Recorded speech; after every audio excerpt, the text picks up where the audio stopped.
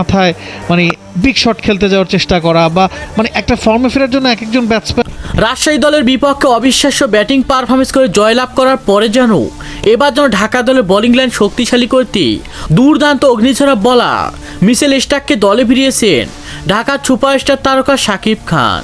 আর যা দেখে রীতিমতো অবাক হয়েছেন হাজারো কোটি ক্রিকেট ভক্ত সমর্থকরা, এমনকি ফরচুন বরিশালের বড় ক্যাপ্টেন তামিম ইকবাল। হ্যাঁ দর্শক, বিস্তারিত জানুন পুরো ভিডিও জুড়ে। এবার যেন 2025 সালে বিপিএল লিগে সবচেয়ে শক্তিশালী দল মনে করেছিল ঢাকার মতো দলকে ভক্ত সমর্থকরা। আর সেই ঢাকার দলে নাকি টানা 8 ম্যাচ লজ্জাজনকভাবে ম্যাচ হেরে শাকিব খানের মান সম্মান বলতে কিছুই রাখেনি তারা। আর তারপরে যখন দেখা গিয়েছে রাজশাহীর বিপক্ষে অগ্নিঝরা ব্যাটিং পারফরমেন্স করেছেন লিটন দাস এবং তানজিদ হাসান তামিমের মতো হার্ড হিটার ব্যাটসম্যান। আর সেজন্য যেন শেষ পর্যন্ত অবিশ্বাস্যভাবে ম্যাচ জিতেছেন ঢাকার মতো দল। আর ঢাকার দল ম্যাচ জেতার পরে যেন ঢাকার বোলিং লাইন শক্তিশালী করতে হার্ড হিটার অগ্নিঝরা বলার মিচেল স্টার্ককে দলে ভিড়িয়েছেন ঢাকার সুপারস্টার তারকা শাকিব খান।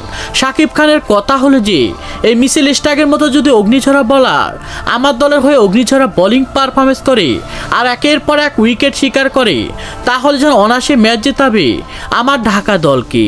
কারণ হলো যা 3 থেকে 4টি ম্যাচ জিততে পারলে আমরাও যেন সেমিফাইনালের আশা বাঁচিয়ে রাখতে পারবো। আর এমনটা মন্তব্য করে যেন মিচেল স্টার্কের মতো অগ্নিঝরা বলারকে দলে ফেরালেন ঢাকার সুপারস্টার তারকা শাকিব খান।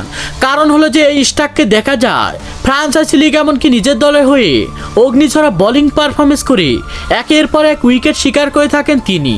আর তাই তার প্রতি আমার দীর্ঘ বিশ্বাস রয়েছে।